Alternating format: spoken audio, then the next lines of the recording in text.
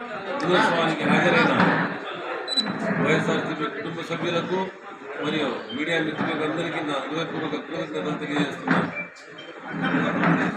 ఈరోజు ఈ రాష్ట్ర ప్రజలకు, ముఖ్యంగా వైఎస్ఆర్సీపీ శ్రేణులకు చాలా సంతోషదాయకమైన రోజు. వైఎస్ఆర్సీపీ పార్టీ ఆవిర్భావమై 16 ఏళ్లు పూర్తి చేసుకున్న సందర్భంగా ప్రతి ఒక్కరికి నేను మళ్ళీ హృదయపూర్వక కృతజ్ఞతలు తెలియజేస్తున్నాను. వైఎస్ఆర్సీపీ పార్టీ ప్రజల నుంచి పుట్టిన పార్టీ, ప్రజల కోసం పుట్టిన పార్టీ. న్యాయం, ధర్మం, సంక్షేమం, అభివృద్ధి ఇవన్నీ కలిపితే వైఎస్ఆర్సీపీ పార్టీ అవుతుంది.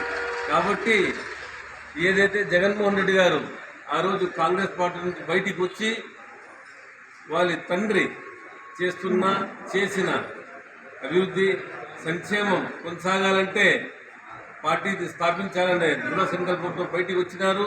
అదే సంకల్పంతో వైఎస్ఆర్సీపీ పార్టీ ఆవిర్భావమైంది.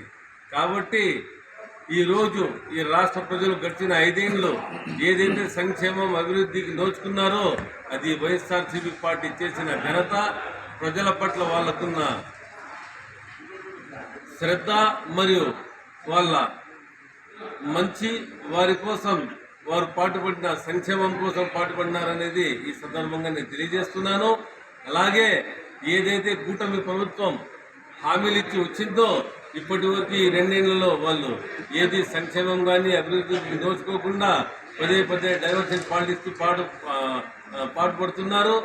దానిలో భాగంగా నిన్న కదిర్లో శ్రీ ఖాద్రి లక్ష్మణస్వామి రథోత్సవం జరిగింది. ఆ రథోత్సవంలో చాలా అపశృతి జరిగింది.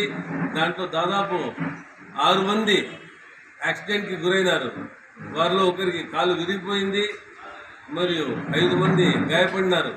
ఈ రాష్ట్ర ప్రభుత్వం వచ్చినప్పటి నుంచి ప్రతి ఏదో ఒక ఆలయంలో ఏదో ఒక అపశృతి జరుగుతూనే ఉంది. దానిలో భాగంగా లక్ష్మణేశ్వర స్వామి రథోత్సవంలో కూడా అపశృతి జరిగింది.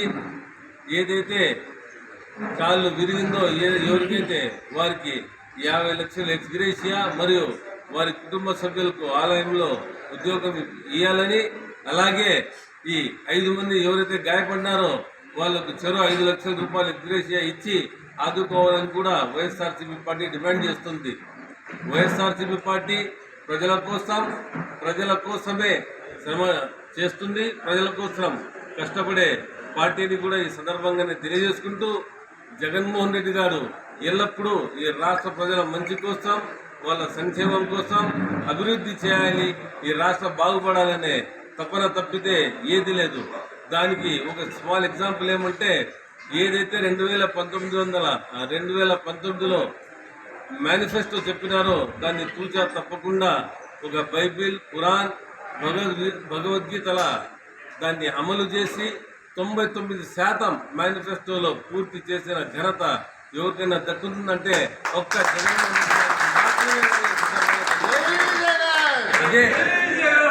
అదే ఈ కూటమి ప్రభుత్వం 2024లో ఏదో కళ్ళబుల్లి మాటలు చెప్పి తప్పుడు హామీలు ఇచ్చి ఇప్పటి వరకు ఏ సంక్షేమం కానీ ఏ ఇచ్చిన హామీ కానీ నెరవేర్చలేదు. కాబట్టి వచ్చే రోజుల్లో తప్పకుండా ఈ రాష్ట్ర ప్రజలు ఈ కూటమి ప్రభుత్వానికి బుద్ధి చెప్తారు.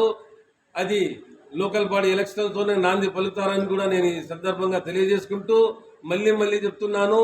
ఏదైతే ఈ కూటమి ప్రభుత్వం వచ్చిందో అప్పటి నుంచి ప్రతి ఒక్క ఆలయంలో, అది శ్రీ వెంకటేశ్వర స్వామి ఆలయం టీటీడీ అయితేనేమి, తిరుపతి తిరుమల దేవస్థానం, మళ్ళీ శ్రీశైలం అయితేనేమి, కదిరి అయితేనేమి, ప్రతి చోట ఏదో ఒక అభివృద్ధి జరుగుతూనే ఉంది.